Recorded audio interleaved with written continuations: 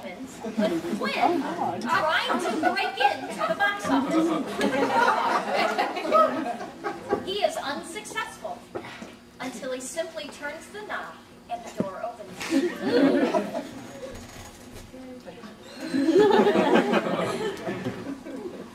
What am I doing?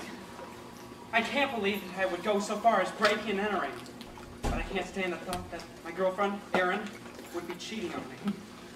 I know it's irrational. But love makes you do crazy things.